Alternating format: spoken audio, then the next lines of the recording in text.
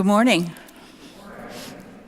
Welcome to the First Unitarian Society of Madison. This is a community where curious seekers gather to explore spiritual, ethical, and social issues in an accepting and nurturing environment. Unitarian Universalism supports the freedom of conscience of each individual as together we seek to be a force for good in the world. My name is Dorrit Bergen, and on behalf of the congregation, I would like to extend a special welcome to visitors. We are a welcoming congregation, so whoever you are and wherever you are on your life's journey, we celebrate your presence among us. I invite you now to join me in a few moments of silence for contemplation, meditation, prayer, as we settle in and come fully into this time and place together.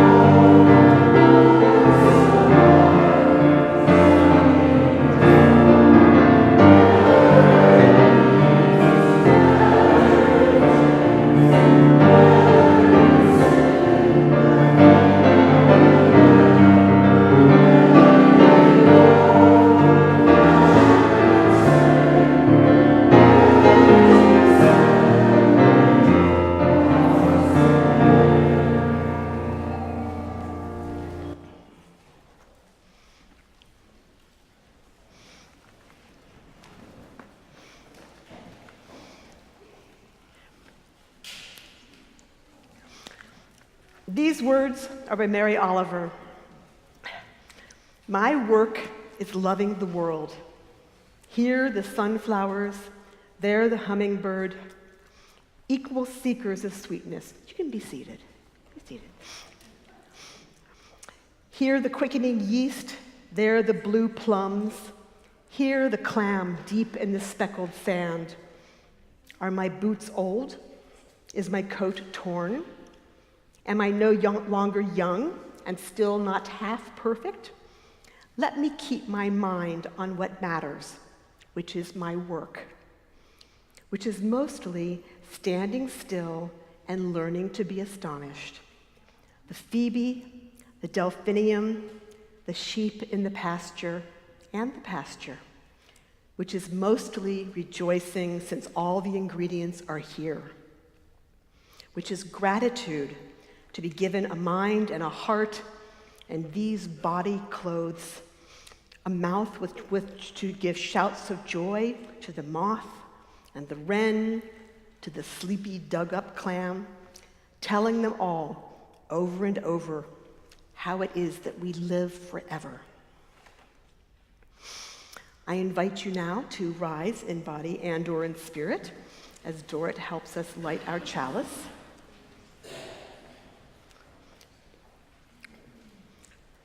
Please join me in these words. To kindle the spirit of love, to shine on what is good, to seek out what is needed, to illumine the path to justice, we light this chalice. Oh, look who's here. Say hello to your neighbor.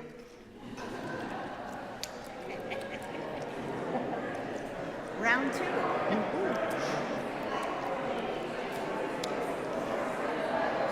Thank you. Sure, you're welcome.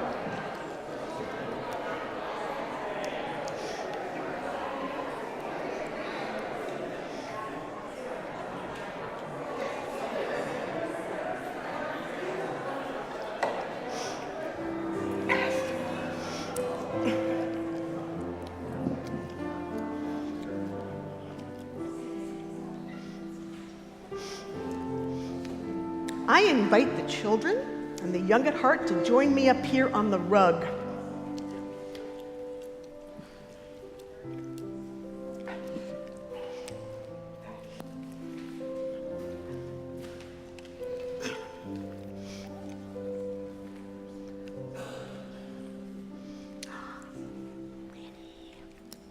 Hi. If you could have a superpower, what would it be? Come on, Winnie. Oh, would you like to fly? Be invisible? Shoot lasers out of your eyes like Jack Jack? Be really fast? Come on. What kind of superpower would you love? Tallulah, you told me what superpower you wanted. What superpower would you want? Rainbow superpower. What would you do with this superpower if you had it? I would climb on the rainbow. You would climb on rainbows and slide down them.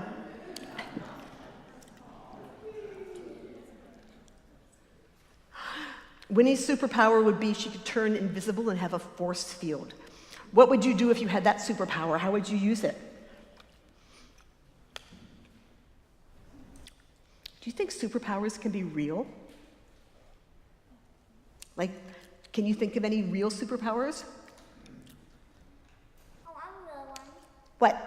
Like maybe you could go super fast.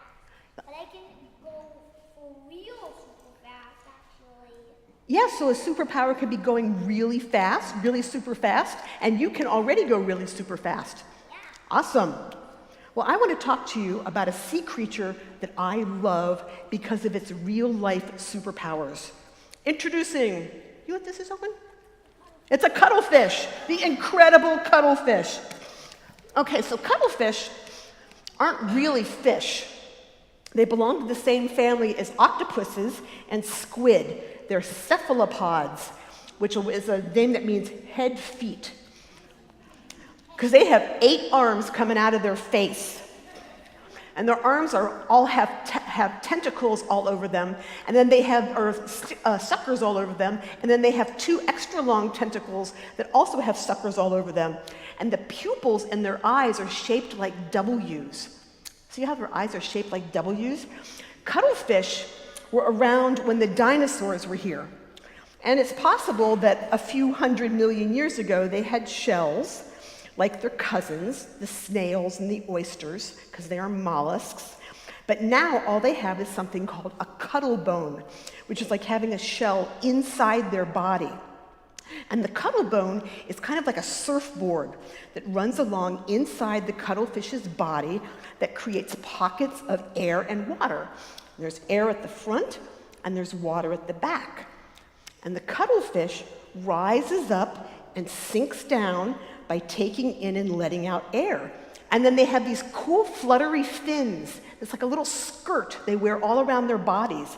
And that enables them to hover and to move in all directions. They turn in circles, they can go backwards. And sometimes they use their fins and their arms to walk along the bottom of the ocean. Cuttlefish can be little. Like this is called a flamboyant cuttlefish. And this little cuttlefish is about 3 inches long.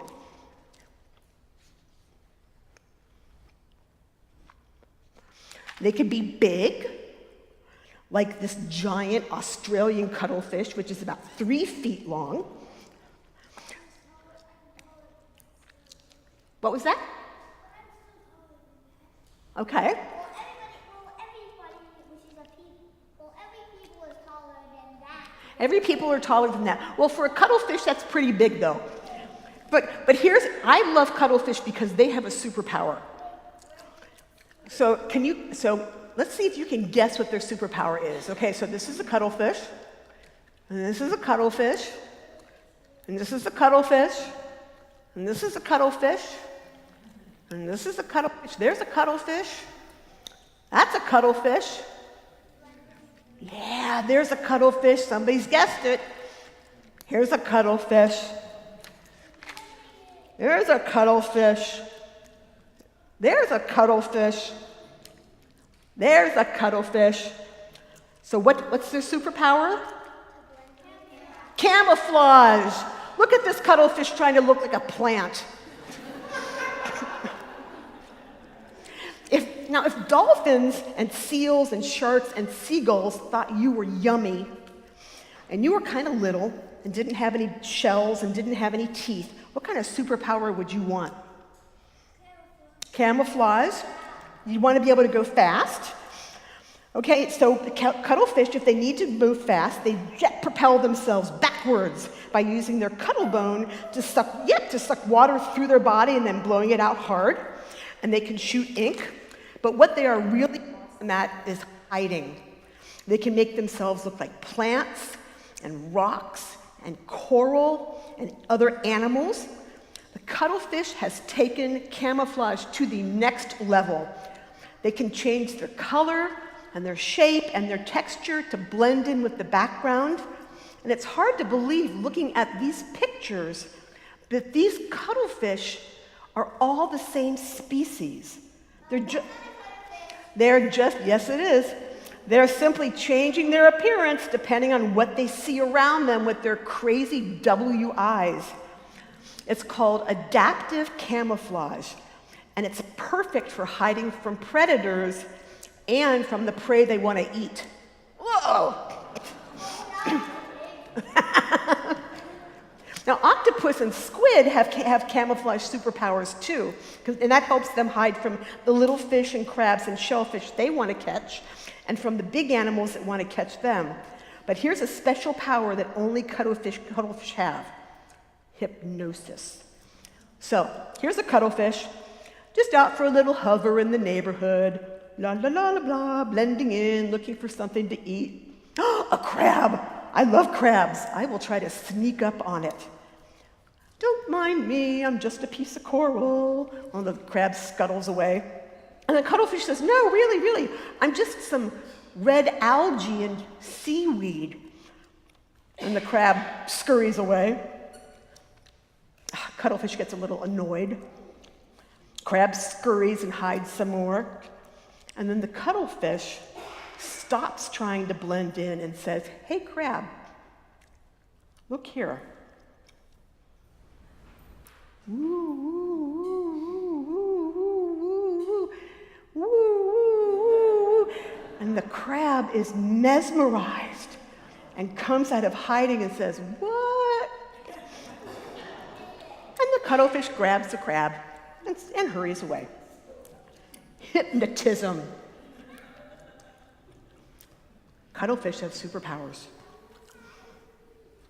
They are incredible. Thanks. You can head back to your seats now.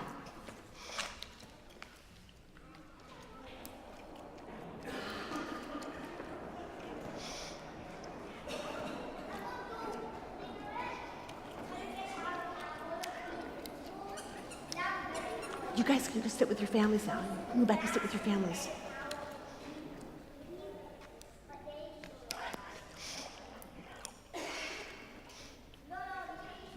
We join together each week in this place where we love and are loved.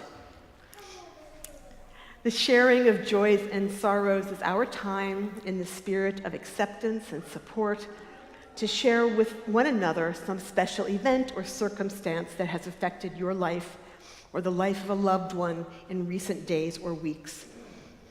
If you woke this morning with a sorrow so heavy that you need the help of this community to carry it, or if you woke with a joy so great that it simply must be shared, now is the time for you to speak. So for the next few minutes, anyone who wishes is invited to step to the front of the auditorium, light a candle, and using the microphone provided by our lay minister, Ann Smiley, briefly share with us your message. You may also come forward to wordlessly light a candle and return to your seat. If you are unable to come forward, raise your hand. We will bring the microphone to you and light a candle on your behalf. I now open the floor for the sharing of our sorrows and joys.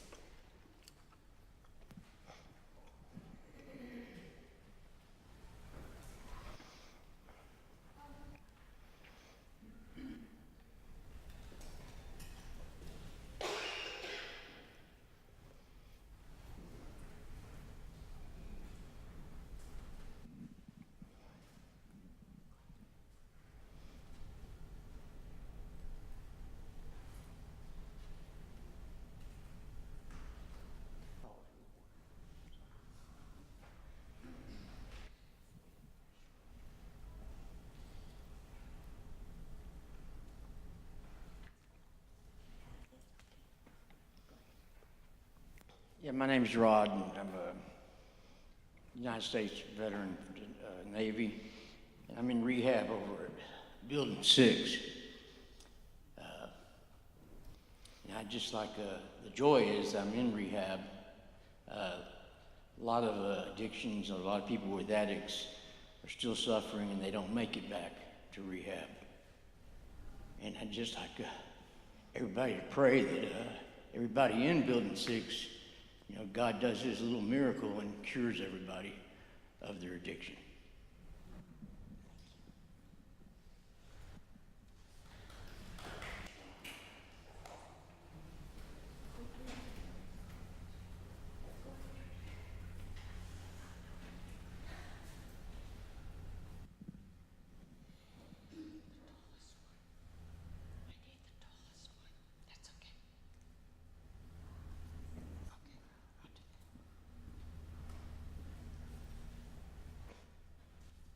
Hi, I'm Susie De Beers, and I wasn't planning on getting up. I was going to just share it with the book. On Monday, this past week, our son called and said, I have some bad news. Well, I thought it was his friend who's been very ill, but no, he said, I cut 2 of my fingers off today at work with the bandsaw. And I said, we'll be there. So he was down in Milwaukee, had wonderful care, but it's a very hard thing for him. He was on his way to go on vacation to see his cousin, our nephew. And so I'm very concerned for him. He's staying with us, and I hope he can keep his spirits up. And he is beating himself up because he did it, and it's not an unusual thing to have happen, but to Dale it is. So I just wanted to share that.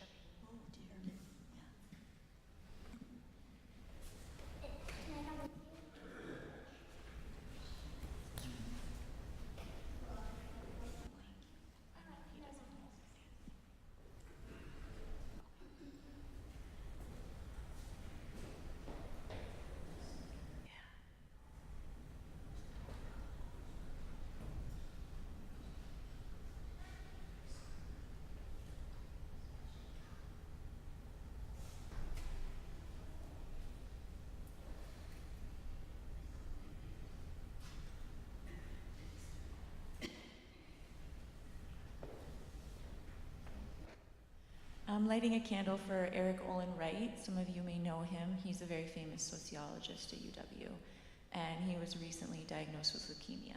So I'm lighting a candle hoping that he gets better.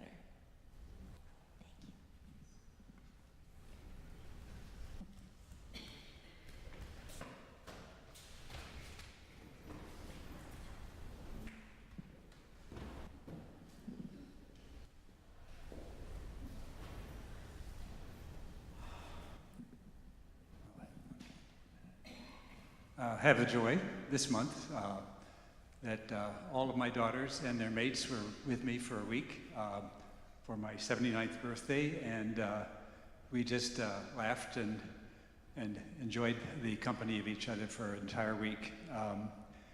Then the unexpected news came for my sister, my kid sister, who is living a very vibrant life despite some back problems, and she accidentally learned suddenly, just 3 days ago, that she has a brain tumor, and she will be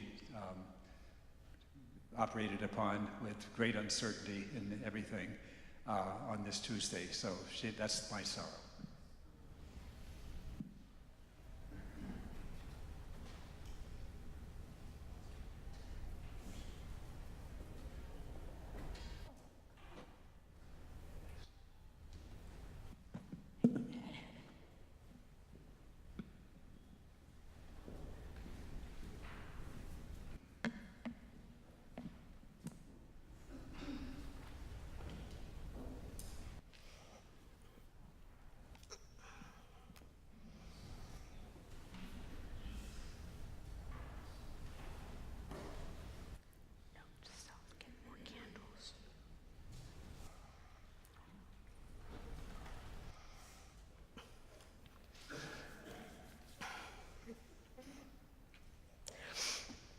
I lit one last candle for all the joys and all the sorrows, too tender to share, that live in the fullness of our hearts. I now invite you to rise in body and or spirit and join me in singing hymn 205 as our children depart for summer fun.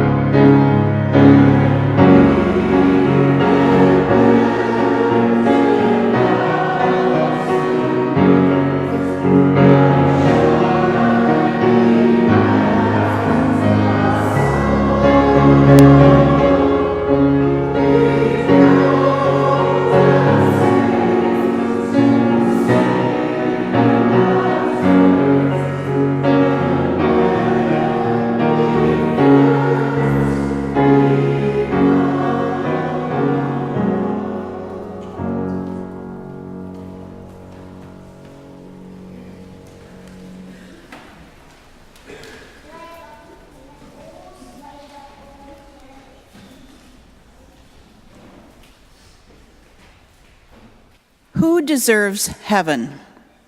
These stories are in the Gospels according to Mark and Matthew. As Jesus started on his way, a man ran up to him and fell on his knees before him. "Good teacher," he asked, "what must I do to inherit eternal life?" "Why do you call me good?" Jesus answered. "No one is good except God alone. You know the commandments. You shall not murder. You shall not commit adultery. You shall not steal. You shall not give false testimony. You shall not defraud. Honor your father and mother." "Teacher," he declared, "all these I have kept since I was a boy."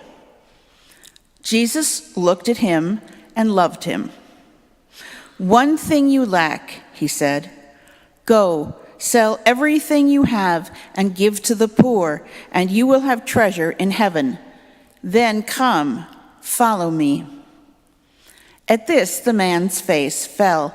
He went away sad because he had great wealth. Jesus looked around and said to his disciples, "How hard it is for the rich to enter the kingdom of God.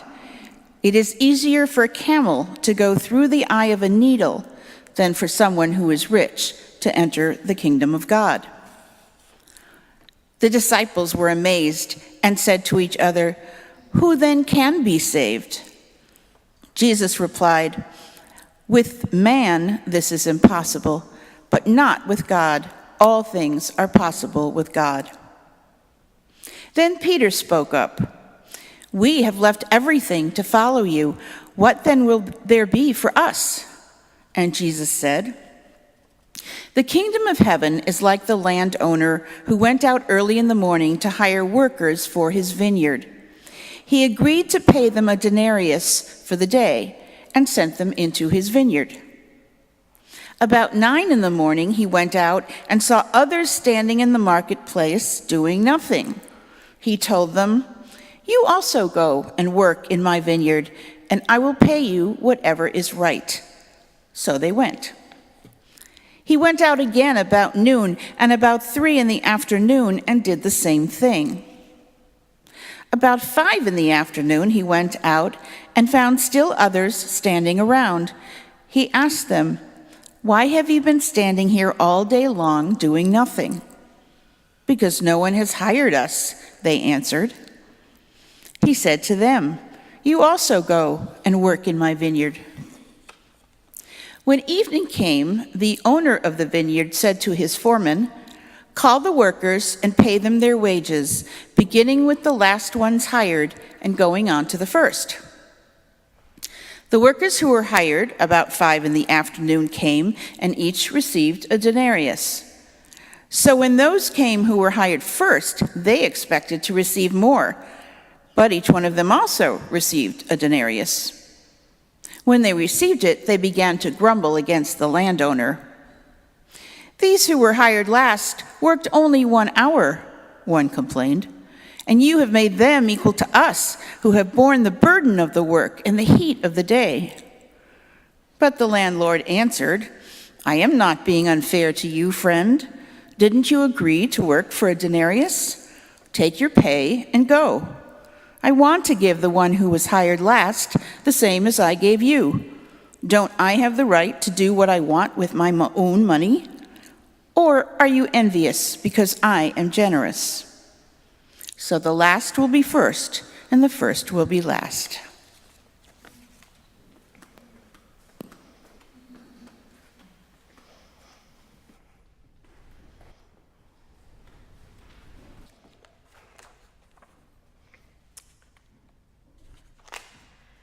And this is from a friend of a friend of a friend on Facebook, who has given permission for me to share with you but wishes to remain nameless.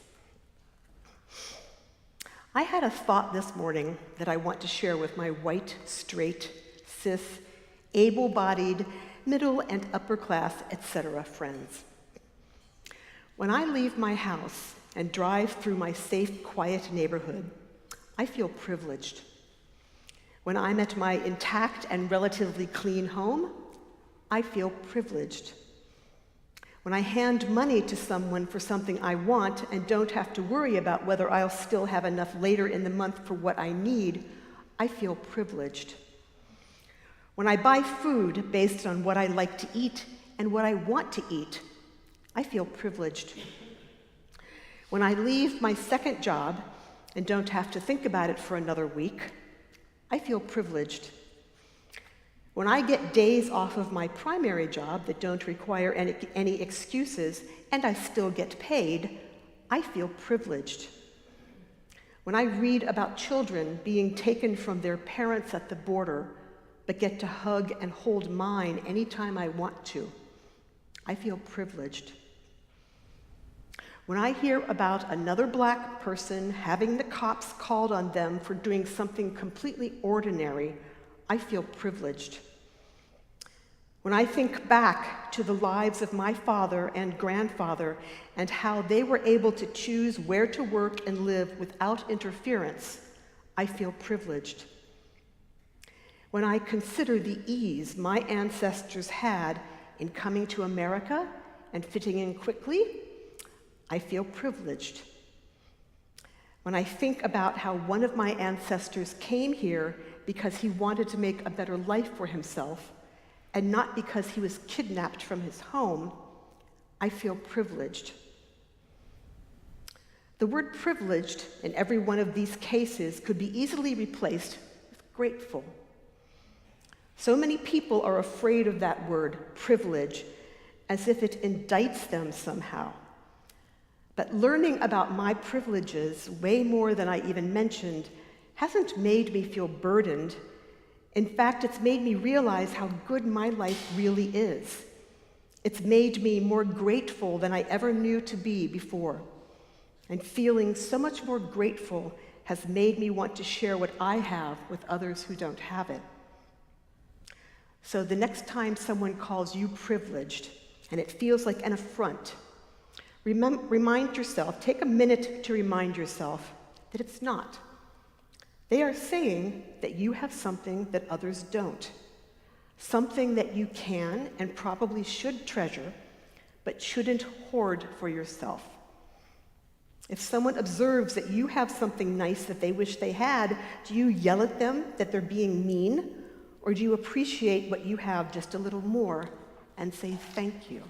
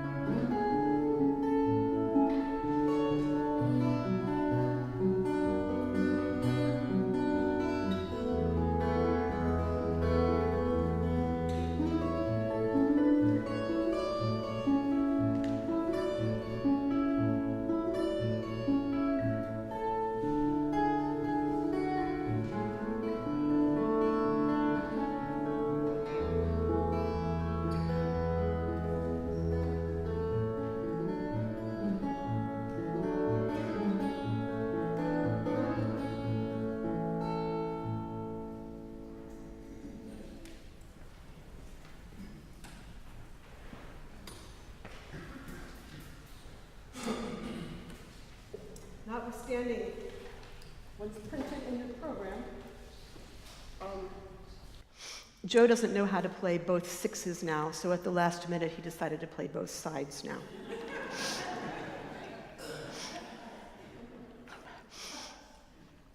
Okay, who here has a superpower? Let's see a show of hands. That's it? Okay. Let's try this. Who is left-handed?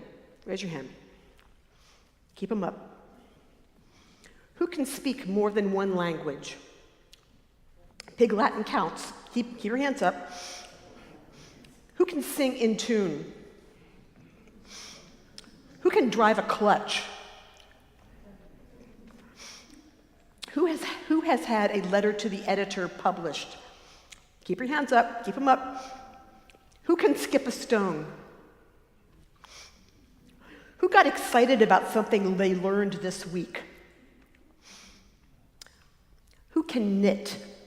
Keep your hands up, keep them up. Who can march? Who can bake? Who can donate money to an important purpose? Keep those hands up. Who has legible handwriting? Who can get angry without being mean? Who can catch a ball? Keep your hands up. Who has ever taught a teenager something? Who has ever listened long enough to a teenager to learn something from them? Who can build a one-match fire without using newspaper or charcoal fluid? Keep your hands up. Who can insert a screw into plywood without splintering the plywood or stripping the screw? Who can reach stuff on the top shelf without a ladder? Keep those hands up. Who can spark a conversation with a little kid? Keep those hands up. Who has a superpower? That's more like it. You can put your hands down. Now, around this time last year, I received an invitation to meet with a group of Hartford high school students who were visiting some of Madison's more architecturally notable worship spaces. The teacher's request was for a tour of the building and a presentation about how our religion thinks about grace. Now, far be it from me to wonder at the agenda. I was too busy wondering about grace, wondering what these kids already thought it was, wondering what my religion thinks it is, wondering what I think it is. I'm not aware of our talking about grace too much here. We talk about blessings, we talk a lot about gratitude, but not about grace. The word grace comes from the Old French grâce, meaning pardon, mercy, favor, thanks, elegance, and virtue. It shares its roots with words like agree, congratulate, disgrace, gracious, grateful, ingratiate, gratuity, and ingrate. And in Christian theology, grace is the undeserved gift of God's love and mercy, without which it is impossible for us to achieve salvation. Now, I'll say that another way. Grace is a gift of God's love that we don't deserve, without which God would condemn us to hell. No wonder you don't talk about grace.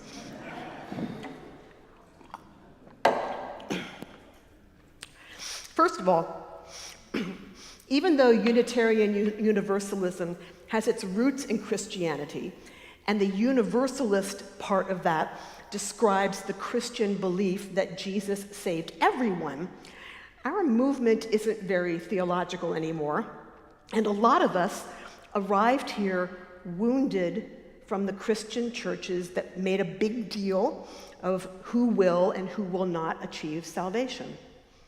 Many of us disagree with a theology that embraces concepts of literal, physical, afterlife, heaven, and hell. And a lot of us are more concerned with how we live rather than what happens when we die. And what is the deal with our not deserving God's love no matter what we do? It flies in the face of American ideal of self-determination and humanist principles that we are responsible for what we are and what we will be. Second, we have a hard time talking about deserves in general. Talk of deserves floods the nightly news. Who deserves health care? Who deserves clean water? Who deserves to have their children put into cages? Who deserves to be shot? Who deserves to be educated? This grace business isn't fair. Who deserves to receive a living wage? Is it the guy who showed up for work? Or is it just the guy who showed up for work and then was chosen to do the work? And who deserves to choose who gets to work and who doesn't? Now, Christian theology is pretty clear on who deserves God's embrace. None of us, because we're all sinners. How we got that way, who made us that way, I don't know. Anyway, but we live in a society where who deserves depends on where a person is positioned on the ladder of white patriarchy. White men at the top, children of color at the bottom. And that's the third reason we don't like to talk about grace, because we know where we stand on that ladder. Talk of who deserves necessarily leads us to consider that we are beneficiaries of privilege that we did nothing to deserve, which makes us feel guilty. The fact that our privilege is undergirded by centuries of institutional oppression of the people beneath us on the ladder makes us feel worse, because nobody deserves to be institutionally oppressed. And we don't want to be made to feel guilty about taking that vacation to Milan instead of staying home and dismantling racism. Michael Harrio says that every form of inequality would disappear by next Friday if every white person in America used his or her privilege to eliminate it, and we'd feel bad about that. Which brings us to Cuttlefish. Now, two of the things I find most interesting about Cuttlefish are the things that I don't understand and wonder about the most. Thing number one, Cuttlefish have the largest brains relative to the size of their bodies than any other invertebrate, close to the relative size of a dog's brain. From the time they hatch until they reach adult size, their brains grow 5,000-fold, faster than any known animal group. But they only live 1 to 2 years. Why? Now, we have big brains because we have so much to learn. We use our big brains to learn, to develop complex social structures, to build advanced skills, to process short and long-term memories, to plan and use tools, to seek self-fulfillment. Why would a creature with such a short lifespan be given a big brain if it never really gets the chance to use it or pass its wisdom on to the next generation? Maybe it just needs a big brain to manage its complicated body. About half of their brain tissue is their optic lobes. And maybe the cuttlefish would live longer if they weren't so squishy and delicious to predators who have a taste for squishy and delicious. But what if it could live long enough that it could really develop its potential as a brainy being? Thing number two. Cuttlefish change texture, shape, and color based on what they see, not on what they feel around them or beneath them, or on different kinds of light waves doing light wavy energy things to them. Based on what they see, and they're colorblind. Thank you. They can see polarized light, which means that they can change color in complete darkness, but they are colorblind. What if they knew what they could do? There's nothing a cuttlefish does to deserve being born a cuttlefish with all the amazing things a cuttlefish can do. All those amazing gifts, those amazing undeserved gifts, that's grace. The cuttlefish got them just by being born a cuttlefish. Those gifts don't make it morally superior. If a cuttlefish is going to be honest with itself, it knows that its gifts are nothing to feel particularly prideful about, but they're nothing to feel guilty about either. They're just part of the cuttlefish's inventory of strengths and weaknesses. Big brain, camouflage, hypnotism, strength. Short life, colorblind, non-existent social network, weakness. To the extent that cuttlefish thinks about anything, including the amazing things that it can do, it probably just takes it all for granted. Now, imagine being a creature with a big brain and not even aware that you have superpowers. What would you do if you knew? And what if, once you were aware of your superpowers, you were smart enough and had enough time to really apply those superpowers to something amazing in addition to hiding from dolphins and crabs? Now, when I was taking inventory of the superpowers in this room, some of them were obviously gifts received as is.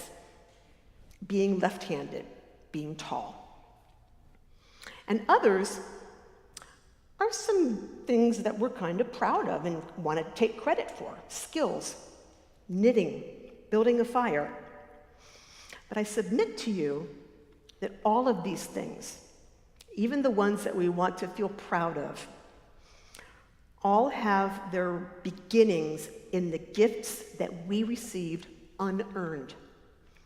Now, cuttlefish arrive in the world without any society or wise elders to teach them the ways of cuttlefish, because the elders aren't around long enough to learn anything, and they're probably dead by the time you're born anyway. But we arrive in this world in relationship, and with advantages and opportunities that have nothing to do with anything we did.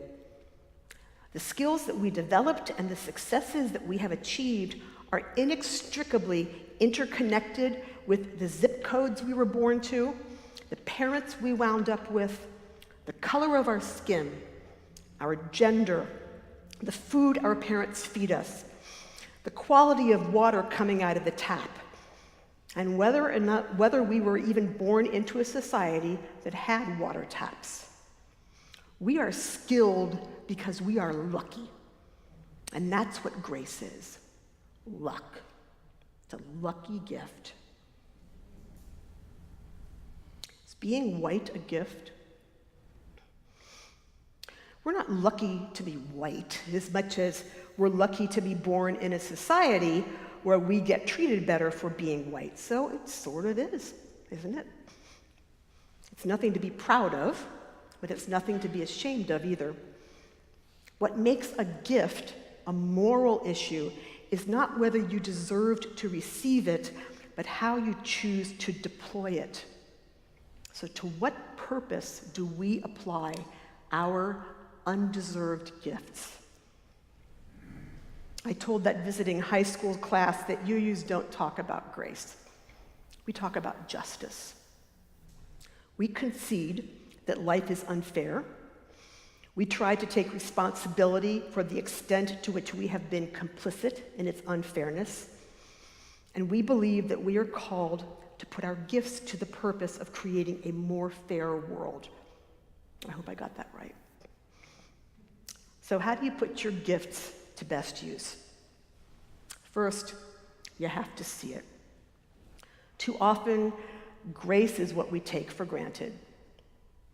I will bet you a nickel that cuttlefish don't even know they live in the water. The gifts have been there all along. We just never noticed them. So count your blessings, literally, and own your power.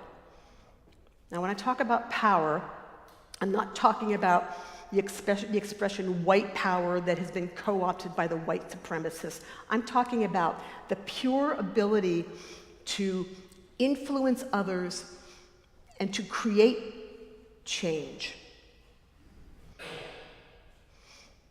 Power is neither moral nor immoral, and having it is not a reason for guilt unless you want to waste it, hoard it, or misuse it.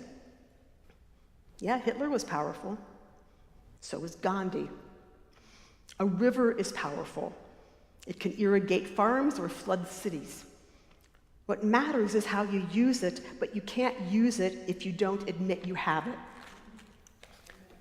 Second, ease up on the self-congratulation. Now, there's an emerging school of research that suggests that the number one determining factor in success is luck. Yes, talent matters, but talent is distributed evenly across the population. But success, especially if we're talking about financial success, is concentrated. And it probably doesn't surprise you that the people who have the most financial success are not necessarily the people with the most talent. And even if you, and the experiments that these social economists have been modeling show that when you present people with talent, evenly distributed talent, opportunities, their success rate depends on luck. So remember how you got here. Remember how you were chosen. Be pragmatic about the systemic opportunities you were presented with at the expense of others. And if after some reflection you still have a hard time being humble, I suggest you visit Harvard's Project Implicit online, where you can take a few tests and uncover some blind spots. Third, put on your own oxygen mask before assisting others.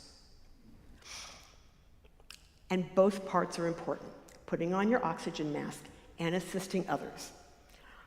Your job is not to put on your own oxygen mask and then grab all the other oxygen masks and run up and down the aisle going, ha, got all the oxygen masks. Feed yourself, offer your strength without tapping out. And to paraphrase Rabbi Sofer, you can't rebuild the world by destroying yourself. Finally, practice compassionate, humble generosity. Compassionate means putting the needs of others ahead of your own desire to feel helpful. Humble means using your strengths to strengthen others. And that's the opposite of noblesse oblige. Generosity means putting aside your fear of not having enough, whether that anxiety is about not having enough money, not having enough status, not having enough comfort. Put aside your fear of not having enough to help everyone have enough for the long term. I think each and every one of us is called to reach toward our potential as fully loving beings, called to the light, if you will, to borrow from today's chalice lighting words. And our commitment to putting our love to meaningful purpose with whatever gifts we are lucky enough to have in our inventory, and despite whatever shortcomings we have in our inventory, is what will save us and the world. Our salvation is justice, social justice, economic justice, environmental justice, immigration reform, racial justice, LGBTQ rights. Pick one and put your back into it. Oskar Schindler used his status and privilege to save over 1,200 Jews from the Nazi death camps. At the March for Our Lives, the Parkland High School kids used their white privilege to create an intentional space on the stage for students of color whose voices are not typically heard. A young woman just last week saved an Afghan man from being deported to certain death by refusing to take her seat on a Swiss air flight until the man was safely escorted from the plane. Whatever strengths you have, use them. A young man from Paris climbed an 8-story building to rescue a toddler dangling from a balcony just because he was good at climbing. Our daily deployment of gifts to the greater good doesn't have to be so dramatic in order to be deeply impactful. Some days you work to stop war. Some days you work to stop this war. Some days you work to stop the bleeding. Some days you sit with a soldier and tell him jokes. At the close of its first podcast last week, Dan Rather advised his listeners to every day think of one thing to help one person and do that thing. And every day think of one thing to help one's community and do that thing. And I would add to that, every day to think of one thing to work on with one's community. Because there's a lot of superpowers in this room. I now invite you into the giving and receiving of our gifts.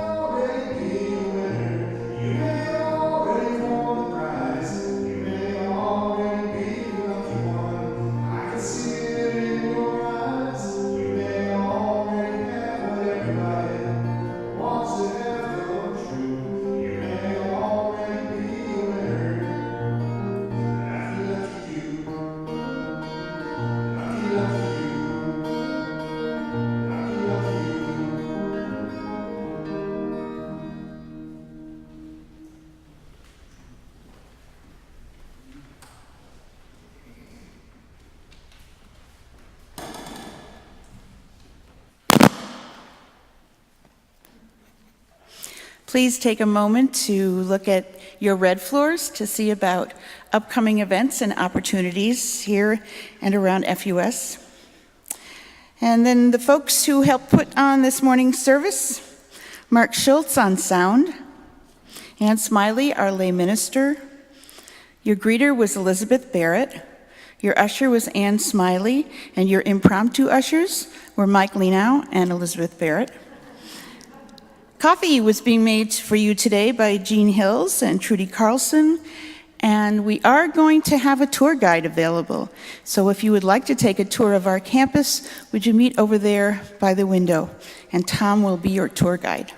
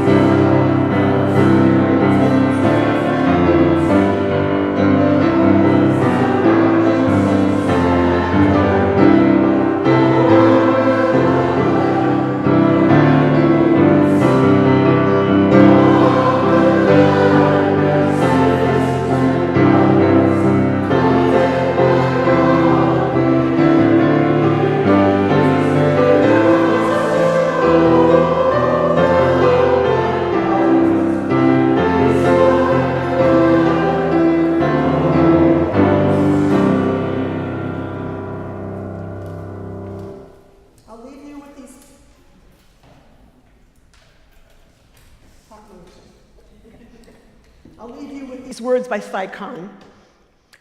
It's not just what you're born with, it's what you choose to bear. It's not how big your share is, but how much you can share. It's not the fights you've dreamed of, it's those you really fought. It's not just what you're given, it's what you do with what you've got.